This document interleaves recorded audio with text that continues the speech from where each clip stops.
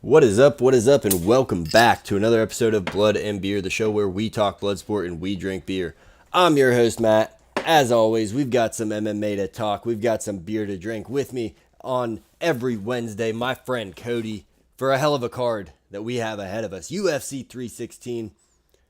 If you've been here before, welcome back. If you haven't, this is a show where we break down the whole main card. We give you our best bets. We give you our thoughts on the fights, who's going to win, how they're going to do it. We just talk about it. We answer the live chats, interact with you, Q&A, AMA, whatever you want to do.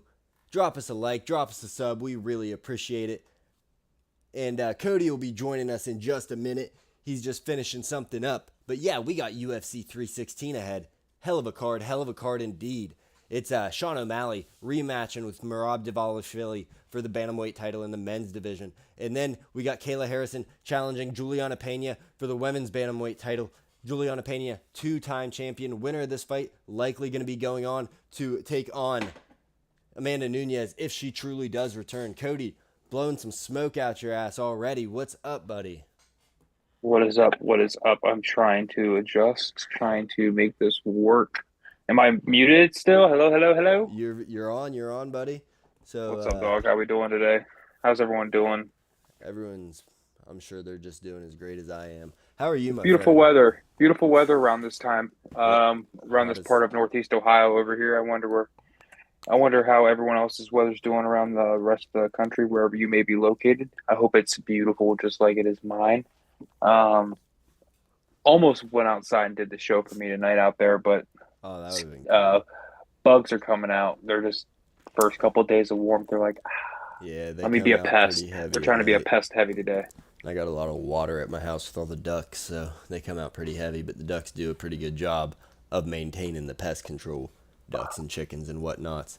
But yeah, UFC 316, this card, I mentioned the title fights already, but aside from the title fights, we also have Patchy Mix making his UFC debut, one of the best bantamweights in the world in my opinion. His run in the Bellator Grand Prix is one of the best tournament runs you're going to see out of anybody in combat sports, taking on Mario Batista, who's a beast in his own right. He's hated pretty much universally by UFC fans for what he did to Jose Aldo, just making it a boring fight and wasting one of his fights.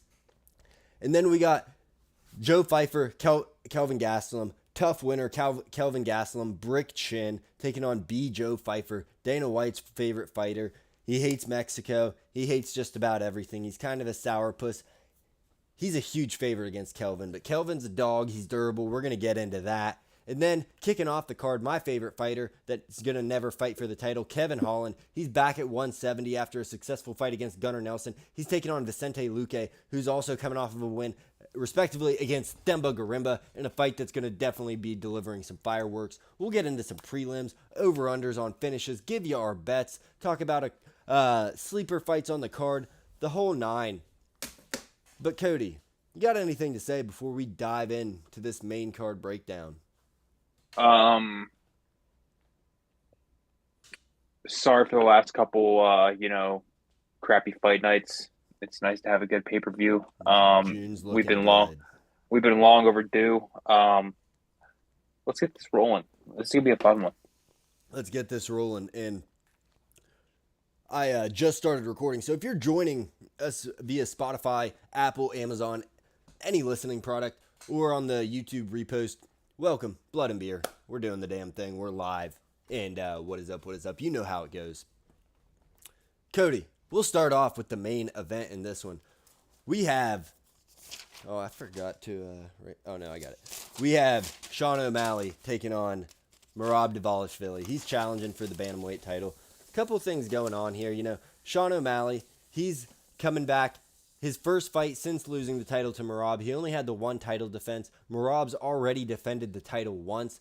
The first fight was pretty convincing for Merab. There was the injury aspect for O'Malley that he said after the fact we found out about, which is great. But when you say it out loud, it sounds like an excuse. Sean does seem to be doing the right things in his daily day-to-day life where he's stopped smoking weed. He steady stopped jaying the peen or jerking the peen for this camp. So he's also not sleeping outside of his marriage. So I guess he's doing the right things for this fight. He's focused. He's off social media. All those things, are they going to make a difference? How's this fight going to go down in your opinion, my friend? Um, well, hello everyone. How is my ceiling fan? For me personally, I think this fight's going to go down a lot different than the first fight. I think it's going to be a lot closer. Not only just because I think with the experience that O'Malley gained from the previous fight, he learned how to, I guess, what you could say is combat the boring technique and I guess, the ground technique of Merab, because that's all he likes to do. If he can get a hold of you, it's over. He's basically a grizzly bear, just wanting to just knowledge you little by little, Yeah, he's just just gonna. wear you down. Just we've complained about the boring fight style before between them and the other Dagestanis and things like that. That it's just we say it kills the sport because of the entertainment aspect, but at the same time, we've also referenced it like to the tush push in the NFL, where it's got a 95 accept like Success 95 rate. success rate. Thank you, brother. 95% success rate for the Eagles, and nobody else can do just as well. The Dagestanis can just hold the ground and be so successful with the ground game, and Well, not even that, just Eastern Europeans as yeah, I was gonna well, say he's just actually from like the Georgia. Russians, like Russians Yeah, he'd and really resent you saying he's from Dagestan because Georgia and Russia are not. no. I when I say that though, I because know what you're saying. we're That so used to the the Nurmagomedovs, Mountain the Caucasus Magom, people. yes, the like you said, yes, the Mountain Caucasus people. And for me though, it could go really one of two ways. If O'Malley can get the counter right hand, or maybe a kick up the middle on his timing right, it can go a lot of different ways and shake up Merab, because we've seen Merab get hurt on the feet before. We, Now we just haven't seen him get hurt on the ground, which is something that if O'Malley can get his half guard down and get out of it and switch it over to a ground and pound somehow, or maybe just a rear naked choke on the ground, it'd be amazing somehow to see how his ground game has improved. But it's just it just depends on what we're going to see on Saturday night. But for me though, I don't see this as much of a coin flip as people say. I think Barab's probably going to win just because of how technical he is and how skilled he is at what he does. But I mean, I think O'Malley's going to have a much bigger opportunity to win this fight than he did the last one, though. If you're asking me, yeah, injury or no injury. yeah, I think he's definitely going to have a better shot coming into this one, no doubt. I Marab, I don't think that there's any world where Sean's going to be able to get on top of him and rain some ground and pound, just because that gas tank is never ending for Merab. We've never seen him get truly tired. So if Sean does end up on top, I think Merab's just going to turtle, roll out of it, or sprawl, figure something out. But he's not going to lay there like other people will in the fourth and fifth rounds and kind of try to bide their time and figure out what to do next. So I don't see a world where that could happen, but I do think Sean definitely has a better chance here. Like you said, injury or no injury, there's a lot of things. The Noche fight in the Sphere, did the optics of that kind of make it so he was just half an inch off, and he's a precision fighter.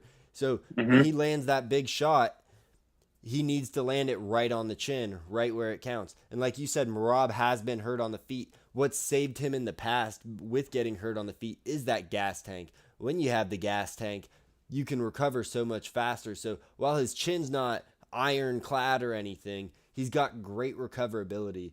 Sean O'Malley has great finishing ability. So I think Sean could get the finish here, but ultimately I think Merab's just going to outwork him. If Merab fights the smart fight, if Merab doesn't go out there and try to strike with O'Malley for 5 rounds, then I think Merab's got a pretty good path to victory. But we look at 315 where we saw Jack Della Maddalena fighting Bilal Muhammad. Similar odds in that one. Similar styles as well, where you got Bilal, who's a wrestler, but he's not going to sit on top of you. He's just kind of shooting takedowns and trying to stall and brawl. Merab's that same style. If Sean can implement an anti-wrestling style in this fight, where when Merab shoots, he doesn't even let him get to the leg. He dips his shoulder and meets him at the shoulder and just blocks it, kind of stifles it. Because he's the bigger guy. Merab's not going to be able to get his arms around Sean's shoulders just from, just from that. So he's not going to be able to grab him up as easy. If Sean's more mobile, if Sean's able to dip, able to use his legs more, get that front kick up the middle going, then it's his world. Because if he can get that timing, get that range, he's playing with house money at that point, because he's going to be teeing off on you, and Merab's a sitting target at that point. he doesn't move his head all that well, but because of his activity and his motor, he's not always there to be hit. If Sean can kind of slow him down with the front kick up the middle, I could see a path to victory for Sean. But at the same time, Merab is Merab. He's going to be shooting takedown after takedown. I see over 20 takedown attempts in this one again. I think that the only thing is if that toe injury Merab has. Have you seen anything about that where he broke his toe? It's a little puffy now. He broke it kicking someone in the head. Yeah, I've seen a couple posts about it on X the other day. But I don't think it'll be an issue. I don't think it's I don't think it will either. He's fought with a broken back, with staph infection on his knee. But, I mean, adrenaline will kick in and just help cover that for him, I think. it will. The only thing I think is, like, kicking off for the takedown, shooting off of his back foot, if that causes an issue, I could see that. But, yeah, I don't know, man. I don't know. I don't think it's Sean's night. It would be great to see, but I think Merab's going to walk away with this one pretty handily. I could agree with you there, honestly. I could see it going both ways, honestly, with what we're talking about. But Merab, like you said, Merab is Merab. And I think in this aspect, I think he's going to have the upper hand. Yeah, we're on the same page there. So let me ask you, I have two questions about this fight. If O'Malley loses this fight, what do we want next for him? There's a couple things floating around that people have been suggesting, and I don't hate any of them. I hear a move up to featherweight. That wouldn't be terrible. He's got a huge frame for 135, so if he could add some muscle, featherweight might not be the end of the world for him. It might be a career resurgence. We could also see him fight Corey Sandhagen next, or Patchy Mix, but everybody wants to see the Corey Sandhagen fight. That's what everybody's been dying to see this whole time. It's just they've been on like two separate sides of the bracket, and they both start moving towards, and Corey keeps losing and falling back and then working back, and he's like up and down against these top-level guys. Sean, he's been a little bit more spoon-fed, but he's done what he needed to do up until the Merab fight. Beats Piotr Jan, whether it be controversial or not. It's just, I don't know. What do you want to see next for Sean O'Malley if he loses this fight? Let's just go to the next question. You basically just took my answer. Did I? I'm sorry about that. I literally no. We're on the same page here, brother. I mean, you said it's spot on because if O'Malley loses again, you got to pair him with Sandhagen to see if he can revive his career. Because I think if he can't revive his career with the Sandhagen fight and he loses, then I think he has to take the opportunity to go up into featherweight. I mean, you have to. You can't stay down there, Bantam. You have to move up and just fight into different uncharted waters because he's been the champ, so he can take it and just run and try and be a double champ elsewhere, just try different challenges because at this rate, it's just going to become clogged. Like you said, he's got the body for it. And then literally my next sentence is maybe Patchy Mix ? So it's like if Patchy Mix can get this victory Saturday, then maybe O'Malley could be a bridge fight for Patchy Mix if he loses. It just could be one of those things. If they see, I think win or lose for O'Malley, I think you just give him Corey Sandhagen. I want to see Patchy fight for the belt, and I think he should if Merab wins and Patchy wins because Patchy's just got such a body of work outside of the UFC. And when you look at what Patchy's done, the guys he beats, a lot of people would discredit the other organizations. They say, you're 20-1, you fought in Bellator. But Bellator's bantamweight division was phenomenal. I mean, the guys that were in his tournament for the Bellator Grand Prix, we're talking about Sergio Pettis, Bellator champion, Hyoji Horiguchi, Juan Archuleta, Rafion Stotts, Danny Sabatello. There's a few others, but my point's made. Those guys are all UFC caliber fighters, probably UFC top 15, if not top 15, top 20 UFC fighters in the bantamweight division. All of those guys, especially back in 2020 when this was going on, or 2021, whenever it happened. I can't remember exactly, but I think Patchy versus Merab, and you got to do Sean Corey. That's just a fight to make, and Corey's like up and down. If he gets a title fight, nobody's going to hate it because he's up and down, but he's always at the top. If he doesn't get a title fight, people aren't going to bitch because they're going to say, you keep losing, dude. Like, even though you won your last one, you lost before that. So, yeah, we're on the same page there for the most part. You like the Patchy Mix O'Malley matchup, which I don't hate, but that kind of kills the the Sean O'Malley train, because Patchy Mix, terrible matchup for Sean O'Malley. Decent chin, real good striking, but his bread and butter is jiu-jitsu. He's going to take your back and, like an anaconda, just work his way up to the choke. It's beautiful to watch this guy take the back. But we'll stop talking about that for a moment, because the second question before we move on to our co-main event, we have Merab Dvalishvili, who, while this will only be his second title defense, on his way to the title, he was on a 10-fight winning streak, taking out legends, taking out he took out Piotr Jan. Let me get his record up because I don't want to misspeak, but took out Piotr Jan, Henry Cejudo, Marlon Moraes, Jose Aldo. I mean, the guy's been through John Dodson, who, when Merab fought him, he wasn't at the top of his game, but yeah, I don't know, man. I don't know. Where do you put him on the GOAT list, though? Because it doesn't look as good on paper looking back when you say, oh, he only had 2 title defenses if he loses after this. But my shit's all freezing. Oh, no. Can you hear me? Yeah, I'm lagging a little bit. You're good. Okay, Am I still good on your end? Yeah, I can still hear you. Yeah, I froze for a sec. We are back. You didn't miss a beat. I still heard everything you said. So where do you have Merab on your GOAT conversation for Bantamweight champions? If he wins, all time, I've got him at 4th or 3rd. You can flip flop the 2 I have, honestly. 4th or 3rd. Number 1 for me is Dominic Cruz. Yeah, but for me is Dominic Cruz. And number 1, I just think with his body of work over time, I think Dominic Cruz is the best bantamweight fighter that there has been. Just my personal opinion. Number 2 would have to be Henry Cejudo.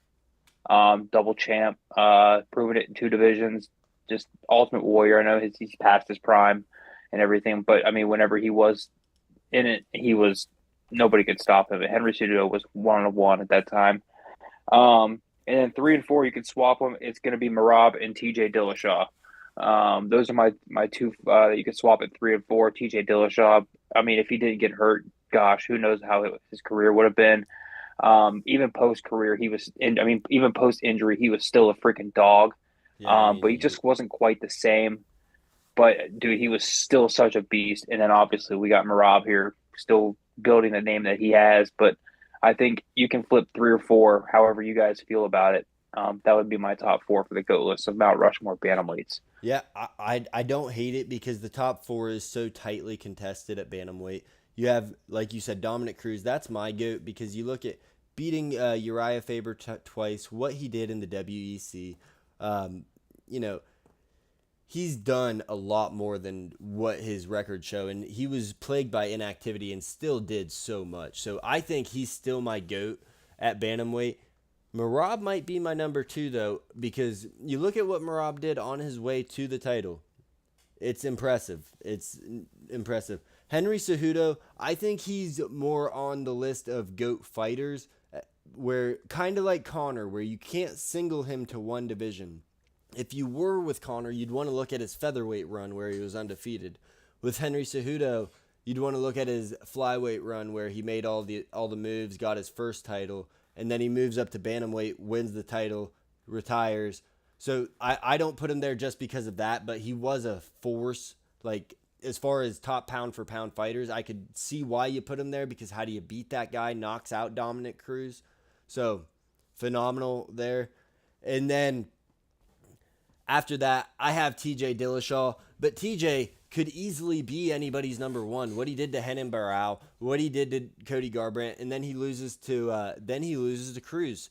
So you look at all these guys, and they're trading wins and losses, and I like Cruz, but I could see Dvalishvili after this maybe moving to number 2. I could see him maybe moving to number 2. One more could put him at 1, depending on who that next one is. I don't want to see him in another rematch, but I want to see him against. If he beats Patchy Mix, that's number 1. That's number 1 for me. Okay, I can see that. I mean, we just got to see what, like, I know you said, but like how we did in Bellator and whatnot. But I mean, we don't have the sample size.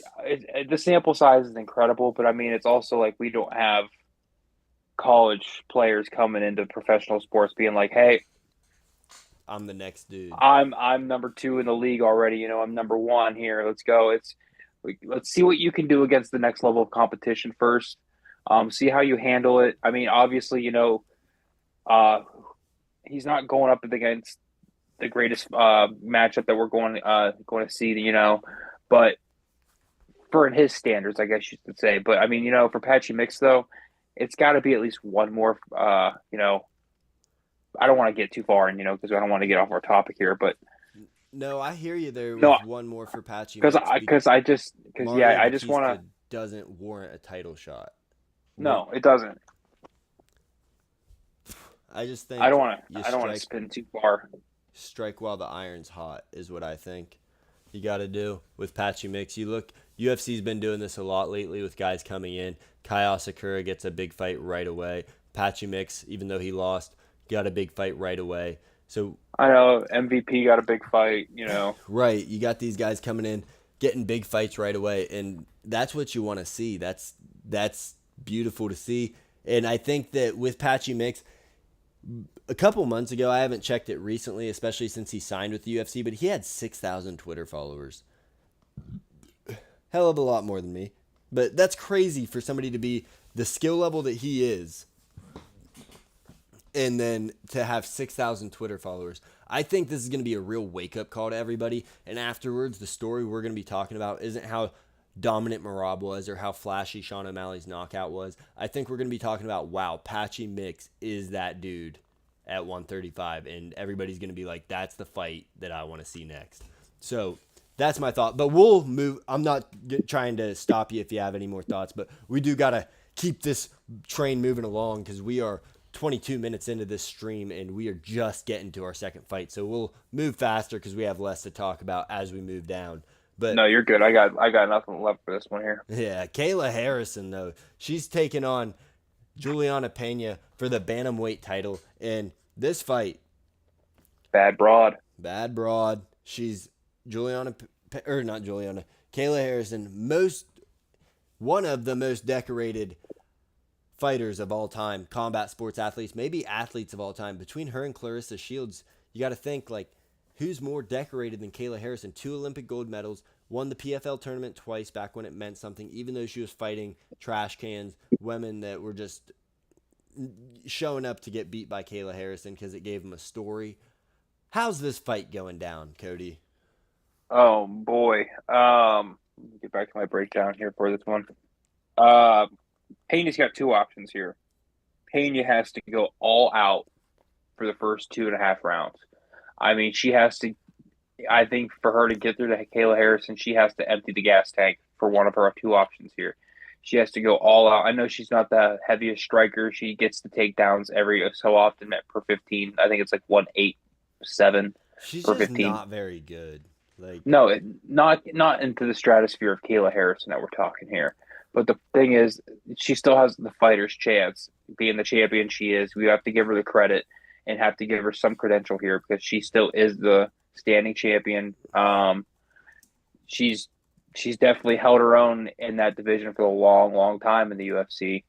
But for me, it's just she has to go all out in the first 2.5, 3 rounds, all gas to try and get a finish on Kayla somehow, some way. Or 2 is just to use her vet skills and try and point her way to a victory and somehow survive all 5 rounds. Try and score a takedown every round. Try and point your way, get a couple 6 strikes. Try and make it, 9-8, couple rounds. Maybe get a 10-8 somehow with a takedown. Just try and point your way. But other than that, it's going to be Kayla Harrison. I put Harrison beast. Expectation is to walk in and ragdoll. Pena hasn't met the force that Harrison is before and won't know what to do, probably. Harrison by finish in the 4th, maybe in the 5th. I don't hate that, but what I'll say is that this weight cut just about, well, real quick before I get into mine, what's up, John Dong? Welcome to the chat. How you doing, my friend? We love to have you here. Kayla Harrison, though, this weight cut does absolutely kill her. All the credentials I said about her, she's a beast. Her judoka is amazing. Her takedowns, her ground and pound, it's all vicious. I think I'm kind of in the opposite boat of you for Juliana Pena's path to victory, and I think she has a real path to victory because this weight cut does kill Kayla Harrison. She looked terrible in her fight against Caitlin Vieira. I thought it was just a real lackluster performance. And that was only to 136 that Kayla had to cut. This is a hard 135 for the championship fight. Her body, they did science on it, and the safest, lowest weight that her body is supposed to cut to is 137 for her bone index and everything like that, the muscle she carries, all of that. 137. So she's going to have to cut 2 pounds below the survivable weight, which is nuts. And then go out there and look like a beast. She might do that for the first 2 rounds. But I will say Juliana Pena, for as bad as I think she is as a fighter, I do think that she's durable as hell. She can withstand the storm. I'm not saying she will. I almost put a bet on her. I decided last minute not to. But if she can survive the first round and a half, I think Kayla's going to be gassed, and Juliana's just going to be throwing her ugly boxing strikes where she's walking forward with her feet all fucked up. Kind of like Amanda Nunes, where Amanda didn't train for the first fight. Because Amanda, well, you said she hasn't seen a force like Kayla, and she hasn't seen one like Kayla, or the same as Kayla. Amanda is a force, and Amanda is the GOAT. She beat Amanda. Amanda didn't train for that fight. When Amanda did train, she goes out there and just washes Juliana Pena, no problem. Beats her across the ring for 5 rounds. So I think that I think Kayla's walking away with a finish early on this because I don't think Juliana's that good. She has bad takedown defense. Even though she lands a decent amount of strikes, they're not doing much. And I just think Kayla's better everywhere, really. And I'm so glad that I'm doing great. He wants to know how you're doing, Cody. How the hell are you doing, bud? I'm doing I'm doing fantastic here. Just a beautiful Wednesday evening. Sipping on but your the teas. but oh, absolutely. But I have to bounce back off of what you said though. Caitlin Vieira, we seen what she looked like last week.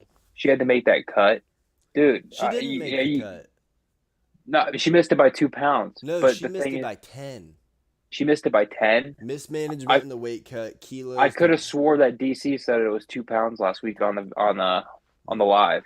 No, they moved her fight from 135 to 145.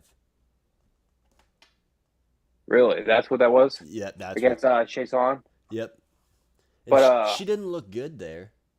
She outworked Chason. I mean, just by the big body. And with this, Harrison's not going to be at 135 by fight time. No, she's not. But she's going to be like 147, 140. Take out of you.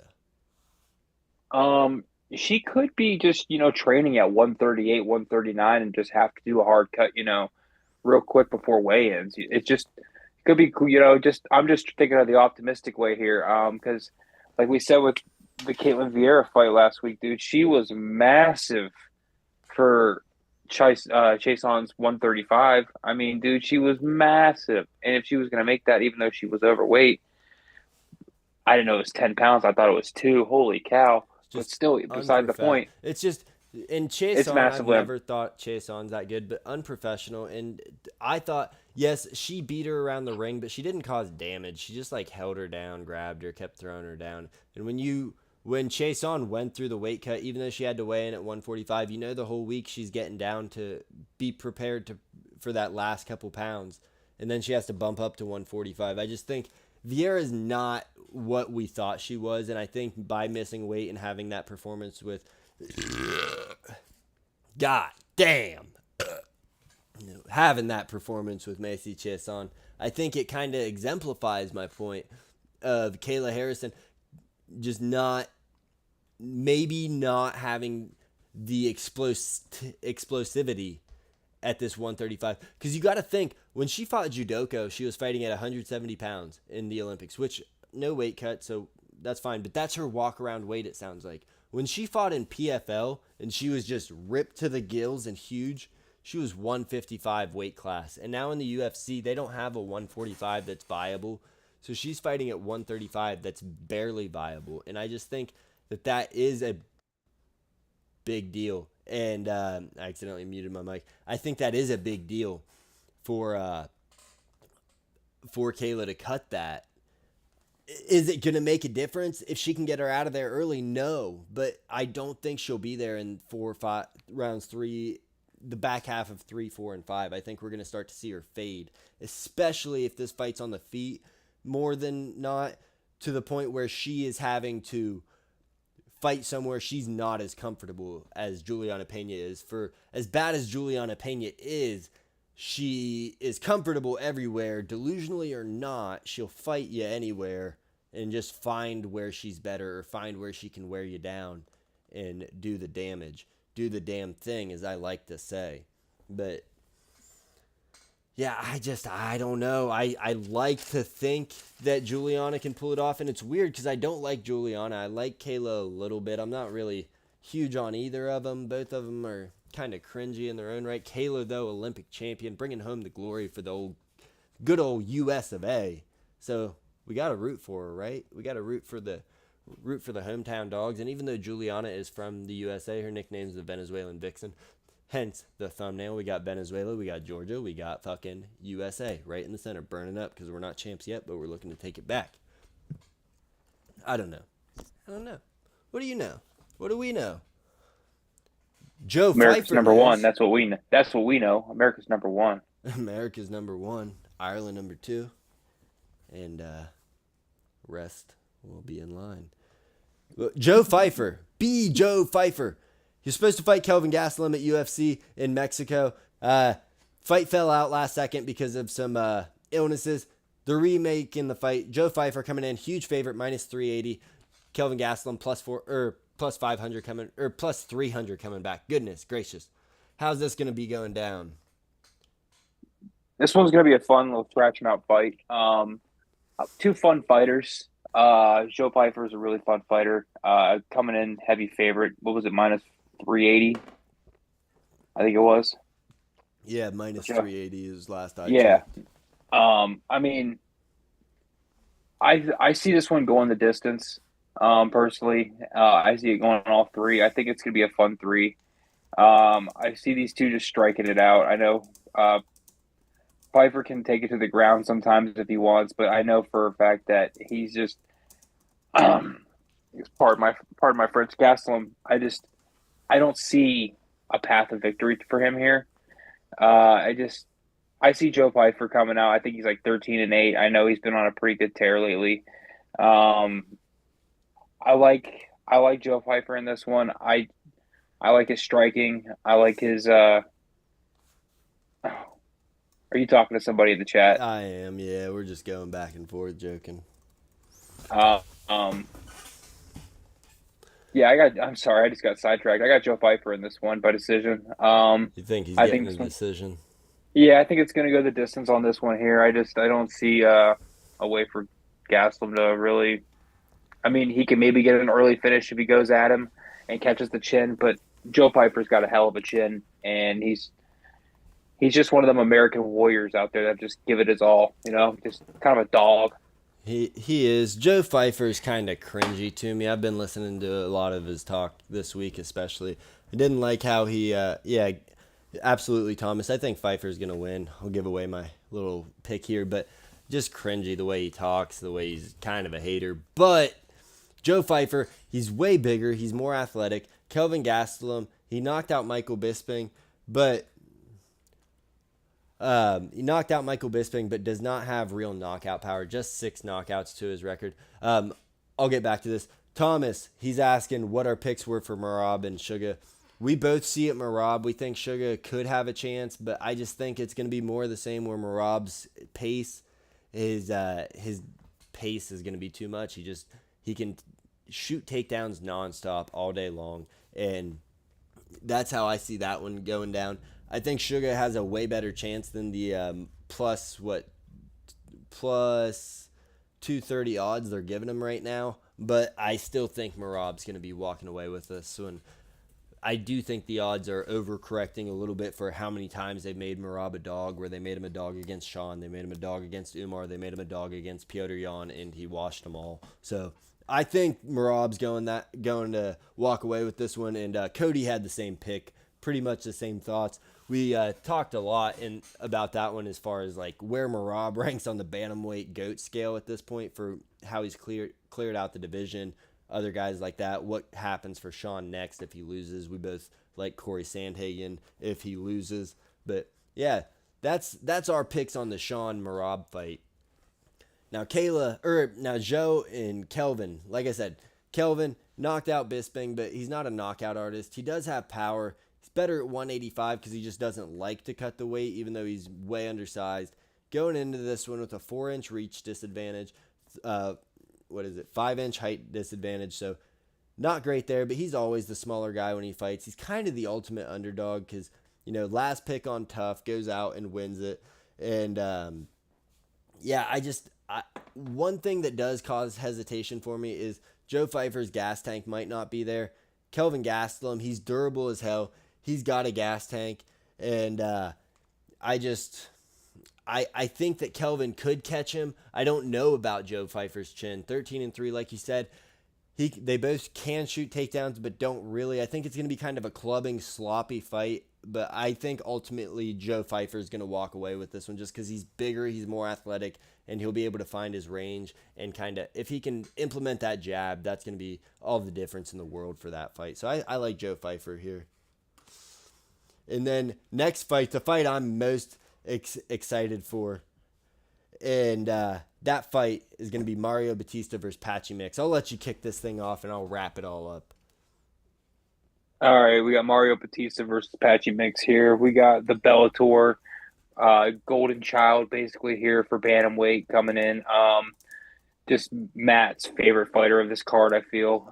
Kevin Hall is my favorite fighter, but I'm very high on Patchy. Favorite prospect coming into this fight, you could say.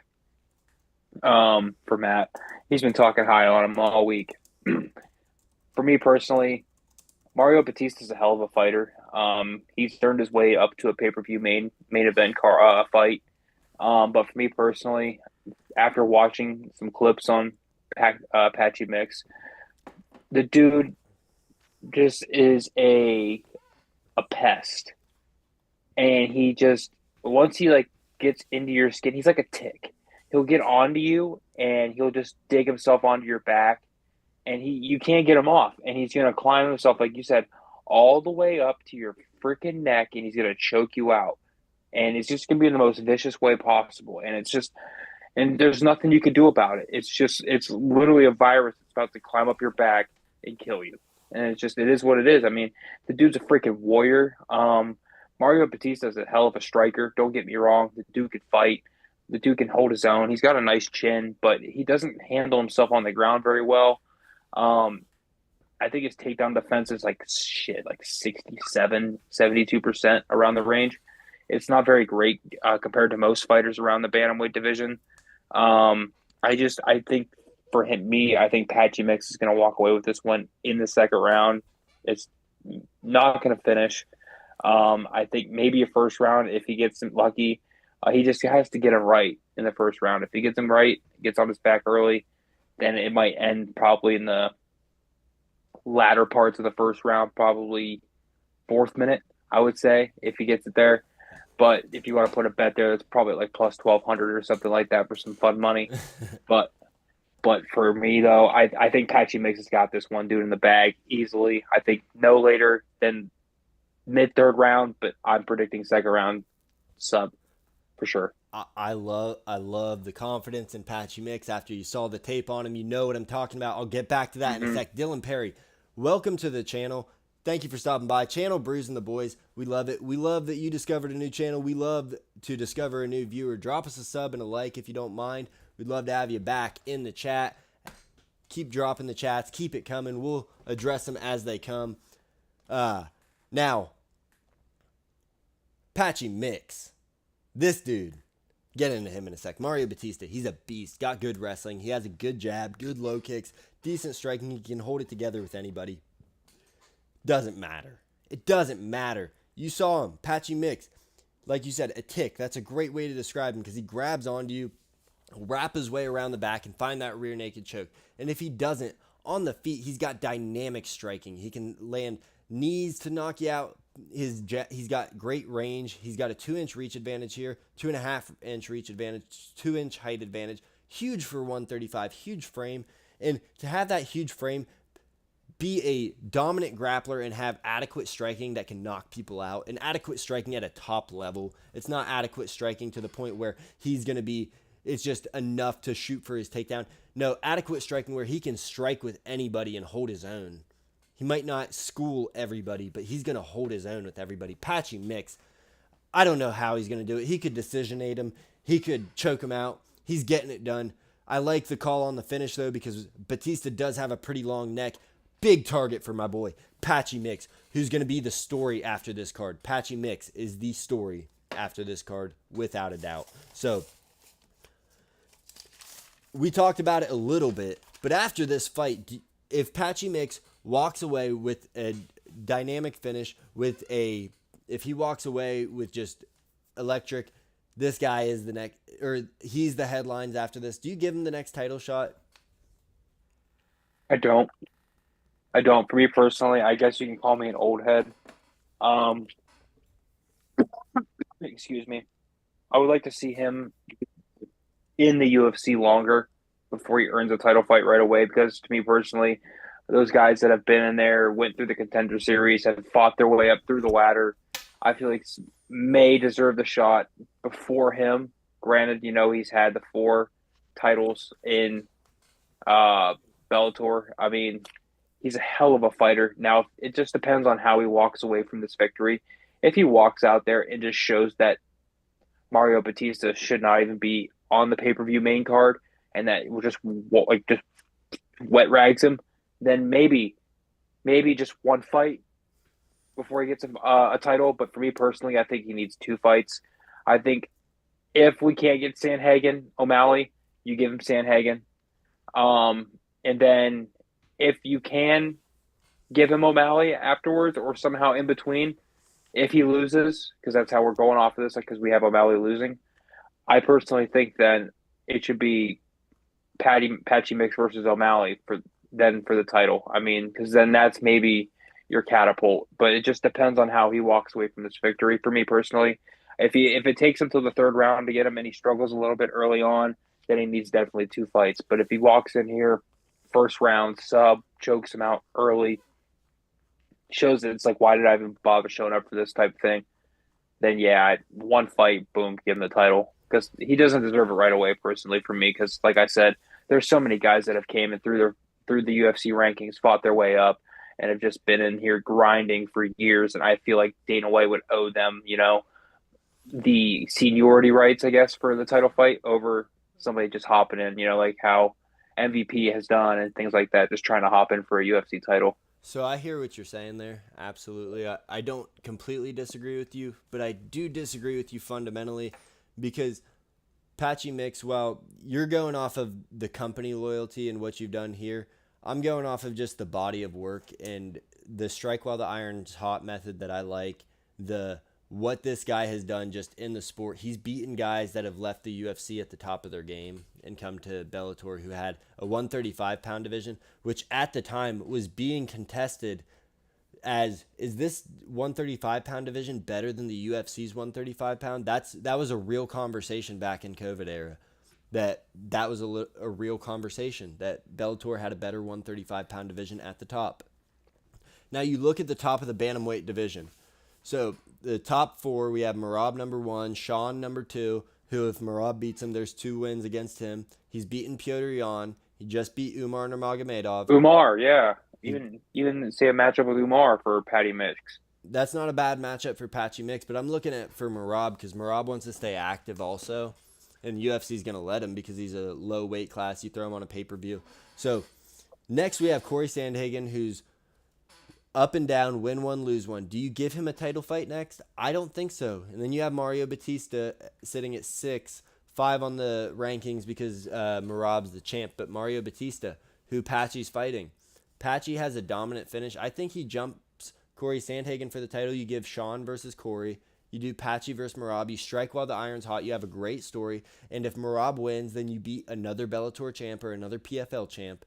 And if Patchy wins, the world is finally going to wake up to this guy that's an actual superstar that can come into the UFC, and he's a fun fighter. He grapples, he strikes.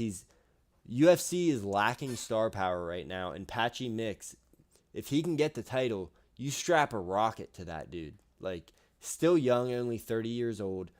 Guy's not had a lot of miles on him recently, not at the top level because the PFL kind of shelved him. I think you give it to him. I think you strap the rocket to him and you just give him the title fight. And if it's kind of like the Pantoja versus Kai Asakura where Pantoja just washes him, then so be it. That happens sometimes. But at least we know, and that also gives you the ability to say, look at how good the UFC is. This guy that everybody was talking about is the best bantamweight on the planet. Outside of the UFC, inside the UFC, best bantamweight on the planet. That's a real conversation about Patchy Mix. If Merab goes out there, washes him the way Pantoja did Asakura, that's great for the UFC. Patchy Mix wins, star power. You got a new star is born, and that brings in eyes also because everybody's going to be paying attention. Love the call out, Dylan Perry. He says Merab versus Patchy would be nutty. It would be because of the groundwork by both men. Both guys have less than 2 knockouts on their record. That's crazy for how fun Patchy Mix is as a fighter and how fun Merab really can be, just hasn't been lately. But yeah, so I say you give it to him. I can understand where you're coming from especially if he doesn't do something that like garners attention from social media from the casual fan. That's the thing. How much draw is he gonna get? Is he gonna earn fight of the night? If he can earn fight of the night, then dude, why not like you said, strike while the iron's hot? Because if he's gonna be the social media sensation for the next, because this is gonna be one of the biggest cards of the year. I If he think can be this the is social, the best card. I think this is better than 314. This fight card gives Matt, we haven't seen the best card of the year. Yeah, the main event in the co-main might not be like the best main and co-main you can get, but there's 2 title fights that are intriguing. They're very intriguing fights. A lot at stake there. A lot at stake for the divisions. And then following it, you got Joe Pfeiffer, Kelvin Gastelum, gonna be a banger. You got Patchy Mix coming in making his UFC debut, gonna be amazing. And then we got the next fight, which we'll get into in just a sec. I'll let you actually kick this off. I'll be right back, about 30 seconds. You kick off. Kevin Holland, Vicente Luque. Let him know what's up. All right, we got Matt's favorite fighter here, Kevin Holland versus Vicente Luque. Fun fight. This is going to be a really fun fight here. But I mean, let's be honest here, y'all. Kevin Holland's coming in here, I think, at a minus 270 favorite. Heavy striker, fun American fighter. He just can't seem to get it done whenever the biggest moments happen sometimes lately. But for me, Kevin Holland, I think he's going to walk away with this one because I think Luque, he's great on the ground. He could strike a little bit, but for some reason, I just think that his chin is going to be a little weak for Kevin Holland. And I think Kevin Holland's going to have the opportunity to put some damage on him in the early mid-second round. And I think this one personally is going to go the distance, but I think it's going to be a heavy unanimous decision in the favor of Kevin Holland for this one. Luque is going to be very, very tough for him. Don't get me wrong; he's a good fighter, but Kevin Holland's the more experienced fighter here. He's been on the stage before. He's seen the fighter that Luque is before. He knows how to take full advantage of his weaknesses. He's not very good on the ground. If Kevin Holland needs to take it there, he could take it there. He's very good on the feet as well. Very good with the kicks. I like Kevin Holland in this one, definitely. If you want to splooge on it, it probably is good money for up to a finish for Kevin Holland. But let's take Kevin Holland by unanimous decision here. I could see a 30-26 type of thing. I want to say 30-26, maybe 30-27. Yeah, just wins. Just every being round, generous. Has one round where he almost finishes him, and yeah, for sure. It's gonna be easy. Yeah, I love that call because I think that Kevin Holland, he has every advantage in the world in this fight. He's got the reach advantage. He's got the height advantage.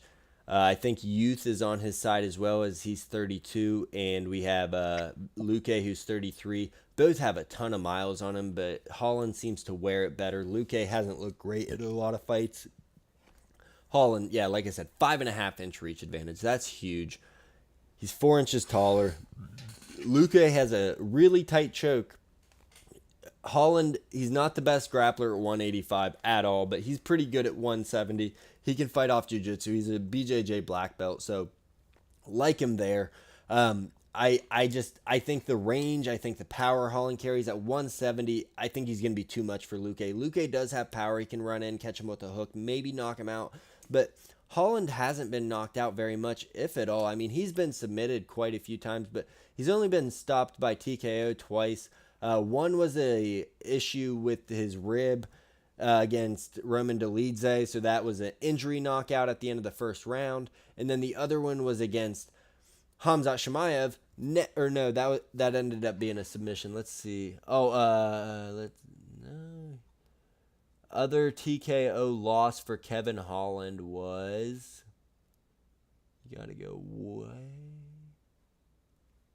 Okay, to Wonderboy Thompson, and that was because his hand broke. They stopped it at the end of the fourth round. So durable dude, never actually been knocked out, and I think that's Luque's path to victory. The submission losses that he had: lost by submission to RDR at 185, lost by submission to Khamzat at 180 catch weight, lost by submission to Brendan Allen at 185, and lost by submission to someone in LFA back in 2015. So dude's only lost by submission at 185. I think Kevin Holland's got it. He's a lot better at 170. I ran through the stats and got a little boring there, but I think he's a lot better at 170 than he is at 185. I think Luque is a little washed. While he was able to finish Themba Gorimba the last time out, I don't see that happening again with a guy like Holland. Holland sometimes shows up and just doesn't look like a great fighter, but when he fights at 170, he does truly look like a great fighter. He's a lot faster, not stronger. He doesn't carry the same knockout power, but he's a better overall fighter. His takedown defense is better, everything. So, yeah, I got Holland in this as well. I think it's going to be a fun fight as long as it lasts. I think he's going to get the finish. I think it's going to be one of those, he's catching him with the jab, toying with him, maybe talking to him, and then just that real goofy straight right that's super telegraphed when you're watching on TV, but you don't see it when you're in there getting caught with the jab a bunch, puts him out cold. So I think that's what we're going to see. And, Kevin Holland, TKO for me. So we'll get into our other topics before we go to our picks. Prelim sleeper. Who you got for the prelim sleeper, Cody? All right, my sleeper fight of the night. It's going to be Kayla Williams versus Andreas Gustafsson. Just a welterweight, just raw. Dudes that love to strike. Great height between both fighters. Great reach between both fighters. A lot of fun between both fighters, let's be honest. Chaos Williams.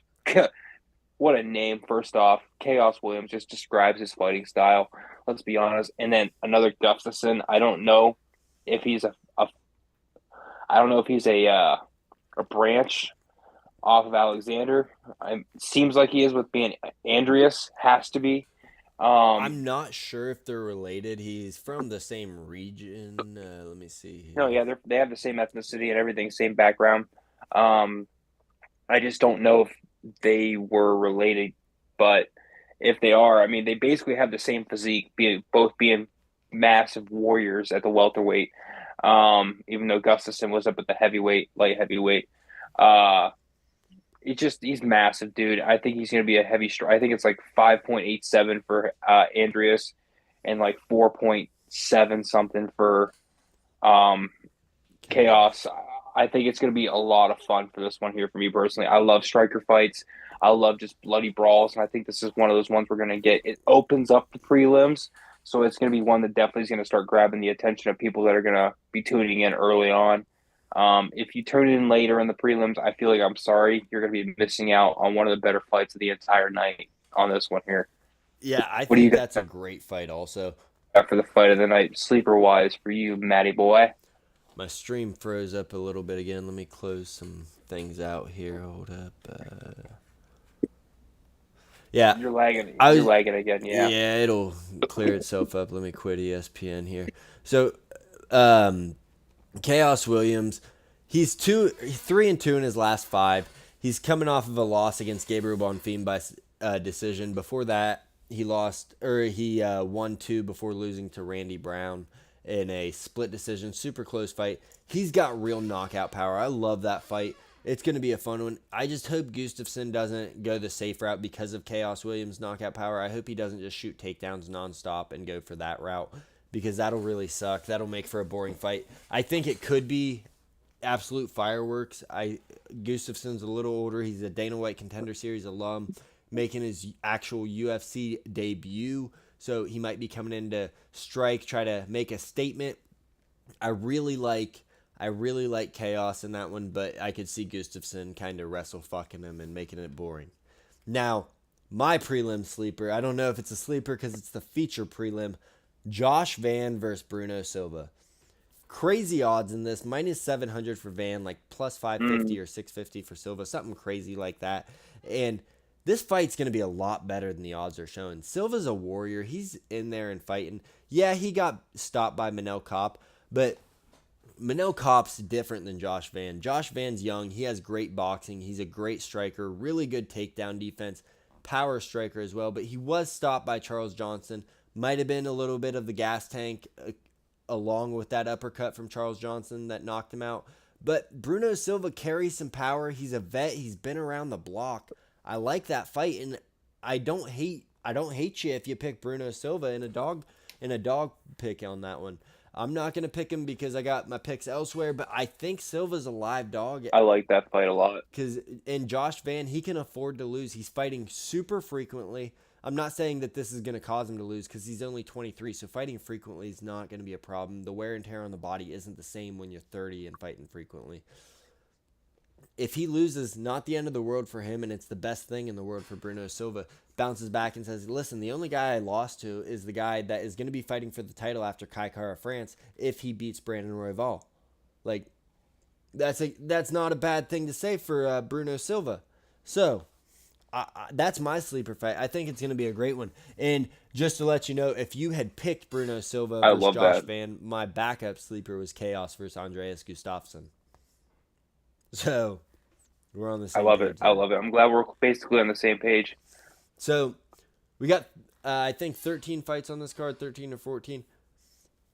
9 fights, 3 finishes last week after some really weird circumstances. We're bound to be due for something good, right? Over under, I'm giving you 6.5. What are we getting in this one, bud? The high number. You're basically just saying over half. Man, based on the record we've had, I feel like 5.5 would have been the perfect line. Even though I'm saying that, I still think it's going to go over. Mm-hmm. I think we're going to see probably 3 or 4 prelim fights finish, and then we might see 3 main card fights finish. Let's be honest. Harrison, Patchy mix, and then potentially Joe Pfeiffer can get a finish. Let's be honest. Yeah. Kelvin Merab, could too against Joe. Kelvin could get the finish. Prelims, 4 of those can go away. I mean, Gustafsson could be a finish. Bruno Silva fight could be a finish. Wang Kong versus Ariana. Wang Kong, that's going to be a finish. Who's the there's another undefeated fighter. Are you going with him this week? 8-0. I forget his name, but he's on the prelims too. Oh, I didn't even see that. Man, I missed an undefeated fade. Yeah, there's another undefeated fighter on the prelims card, man. If it's your first time tuning into the show, I fade the undefeated fighters because they're currently 15-24 year to date in 2025 for the UFC. So who is this undefeated fighter we're talking about here? Let's see here, 11-2, 7-1. Jang Sang Woo. Yep. He's 7-0, I think. Yeah, 8-0, absolutely. Fighting somebody from, I think it's India. If it's India, I'm going to say the undefeated fighter is getting the win here because Indian fighters have not... Golly. Indian fighters have not shown up to the dance. He's from Indonesia. Plus 375 dog against undefeated Jang Sang Woo. Jang Sang Woo making his UFC debut. Let's see here. Yeah, I mean, what do you say? You can't even click links to the card. I don't know. I don't know about this Jang Sang Woo, especially not to bring race or region into it, but Oh, here we go. no, I'm stop. just No, kidding. I'm just kidding. I'm just kidding. a lot of fighters from the Asian circuit will come in undefeated, and same with India is why I was like, let me see where this dude's from, because a lot of people will come in and they've fought just absolute bums, kind of like Nursultan Rozaboyev, who's a bit of a unicorn in the fact that he's able to go out there and fight these top level dudes and look good, but he only fought bums on his way to the UFC. I kind of think that's what we see when these guys are fighting in leagues called like ZFA and things that you never heard of. So I would Oh, like to 1000%. They're fighting heavy amateurs. They're not even fighting professional level fighters. like if you put crazy bets in all the time and hit your crazy baseball bets and basketball and your UFC bets. If you had hit, one of those plus 3,000 bets you throw in or plus 1,700 bets that you send me, you hit one of those on MLB, you got a bit of extra cash, throwing $5 or $10 on the dog here. I mean, why not? Why at the odds? I mean, at the odds we have, what is it, plus 370. 375 minus Yeah, 550. why not? I Why mean, not? it's not if you got the bankroll and if you're on house money, why not? Test it around, test the water, see if you can't just gain up a little bit. And I then mean, it can't hurt. Like you said, they're 15 and 24 on the year so far as undefeated fighters. Lately, they're on a hot streak. They're winning, but I mean, they are on a hot streak right now. So that'll bring us to a bit of a fun question, bit of a throwback. We brought this up last week. Favorite fighter to never win a championship. Not quite the same, because you can include anybody you want in this one. Favorite small guy fighter. So by small guy, I mean bantamweight, flyweight. All time favorite fighter in those weight classes.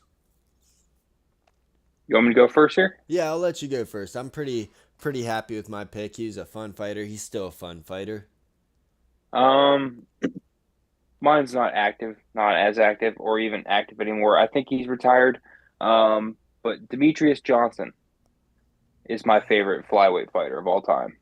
Dude, beast, Hey, beast. Could be the go to flyweight. Let's be honest. he not could be. He absolutely, unequivocally is the goat at flyweight. I Like, think, what is he, 32 and 6 or something like that? yeah, 12, Beast. 12 title defenses. Welcome into the chat, Lazy Bed. We finished up our maiden card breakdown. We're talking about right now our favorite small guy fighter of all time. So let us know yours. He's got DJ at 125. We're talking 135, 125. And DJ absolutely, unequivocally is the GOAT. I think of the small guys. You look at 135, 125, it's DJ. What he did in the UFC and then goes to I can see one, that, yeah. wins the Grand Prix, wins the title. What can you say other than phenomenal? This guy's career.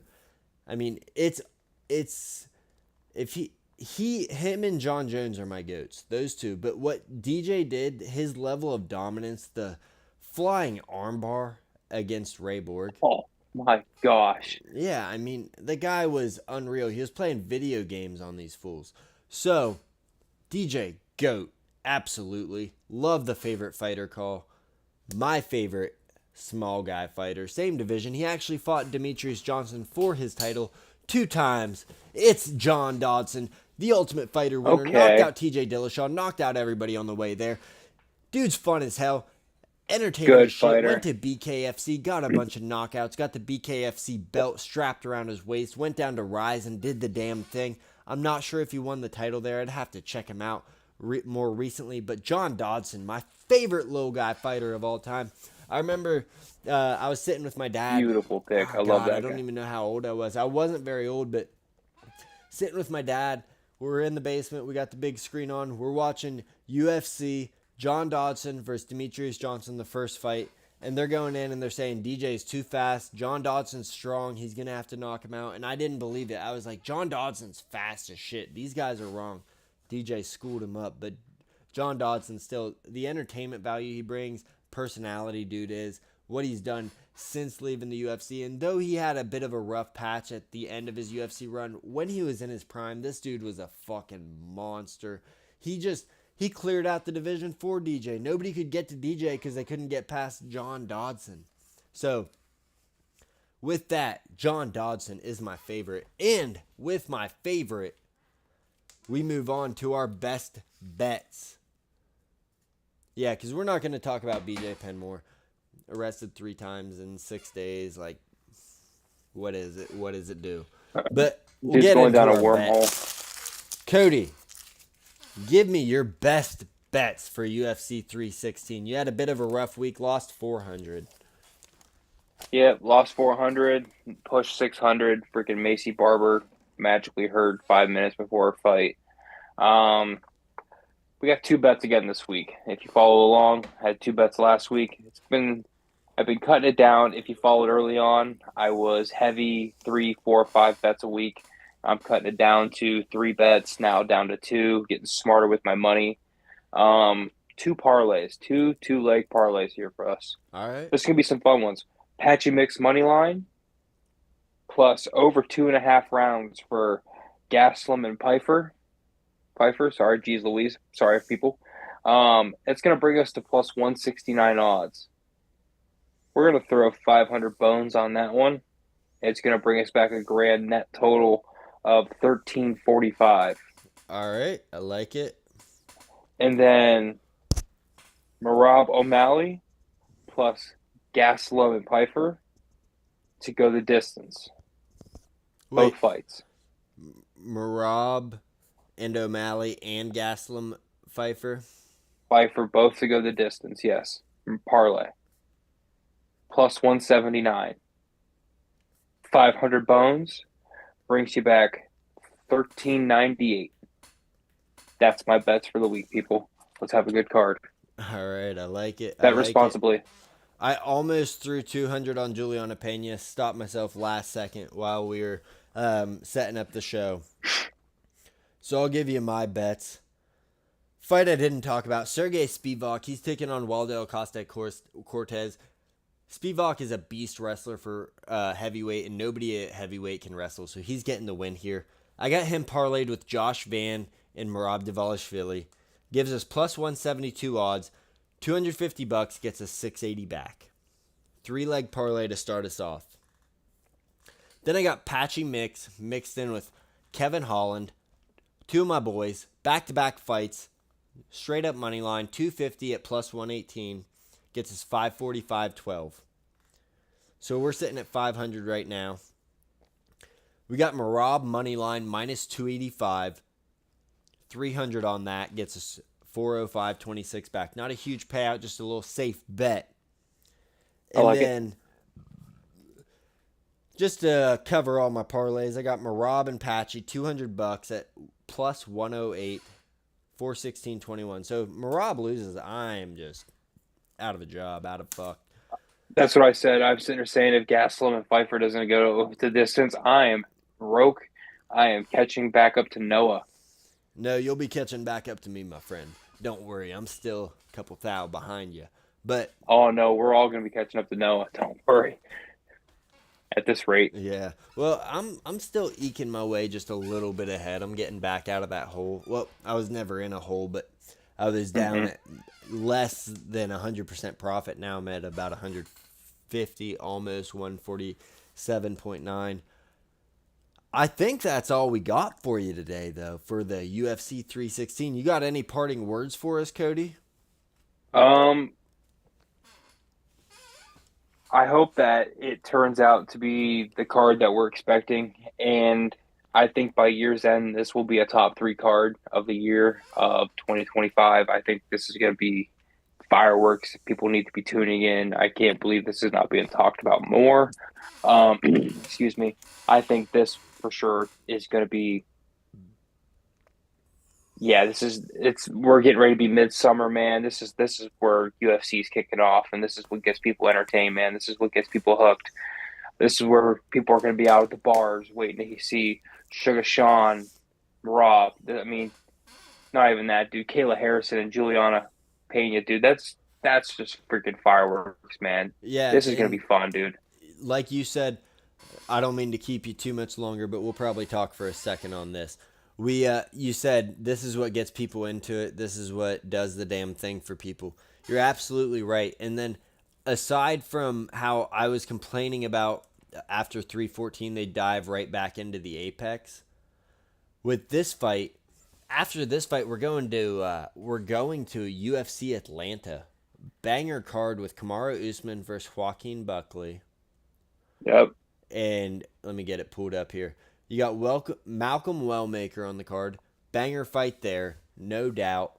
Or no, next week we have UFC yes, Usman Buckley, and then UFC Baku. But Rose Namajunas, Miranda Maverick, Andre Petroski, Edmund Shabazian, former UFC champ Cody Garbrandt taking on Houney Bacelos. Malik Abdul Malik, dude's a beast. He's taking on Cody Brundage. Alonzo Menefield. Paul Craig's fight got remade. Michael Chiesa's on it. Cody Durden's on it. Ricky Simone versus Charles Jourdain is a banger. That card is just going to be stacked. UFC Atlanta the following week. Then we go to UFC Baku. This card headline Jamal Hill versus Khalil Roundtree. Certified banger. Then we got Rafael Fiziev versus Ignacio Bahamondes. We got Musayev versus Aralbi. Banger fight. Curtis Blades versus that guy that they've been trying to match him up with for a year now. Rafiz Kuniv or whatever his name is. We got Sadikov versus Nicholas Moda. That's a fun fight. Ulam Bekov's on the card. Muhammad Usman, Oban Elliott. That's a fun card over in Baku. And then, wrapping up June, we have UFC 317. Ilia Topuria taking on Charles Oliveira for the vacant lightweight championship. Below that, we have Kai Kara France challenging Alexandre Pantoja for the flyweight championship. Paulo Costa, he's making his return. Super fun fighter taking on Roman Kopilov. He's a dog in that one. Janata Deniz taking on Junior Tafa. I don't care about that at all. But Neil Dariush versus Hanato Moicano, that's going to be fun. Manel Kopp versus Brandon Royval. Cannot wait for that. Manel Kopp needs a title fight. Rodriguez versus Hermanson. Tracy Cortez versus Arujo. I mean, these cards are just phenomenal. And then what? We don't even take a week off before we go into no, we take a week off and then we go back on the road to UFC Nashville. We're not in the Apex. We are not in the Apex until August 2nd. That is phenomenal Nice, dude. news. And It's nice, dude. It's gonna be nice. so busy. Fan interaction. They put a lot better fights on when they're not in the Apex. It's just, you love to see it. And you love everybody that's tuned in. Thanks for listening to us ramble on. Thank you, everybody. I appreciate you. Cody, We you appreciate got you. your at there. You're going to make the Blood and Beer at for your account. So we got an MMA dedicated. I'm Matt, Blood and Beer. Follow us on Twitter. Our links are there. Shoot us a like. Shoot us a follow. Subscribe. Whatever you do. Check us out. Amazon, Spotify, Apple Music, wherever you get your shit. That's all I got for you today. That's all Cody's got for you today. This has been beautiful. This has been great. This card. Oh, real quick. Watch party this weekend. Cody, you going to join Zoom call? You coming down to the Den of Drez? The Drez Den? Or you got First Friday, I know. You maybe join the Zoom call a little bit for the card. I will let you know by the end of the week if I'm going to be coming down or because I'm undecided on if I'm coming down or not. But if I don't, 1000% I'll be on a Zoom call with you. We'll be live streaming this together for sure if I'm not down there with you. Stream 316 watch party. That's all we got for you. Blood and Beer. Thank you very much. We're going to chug this on.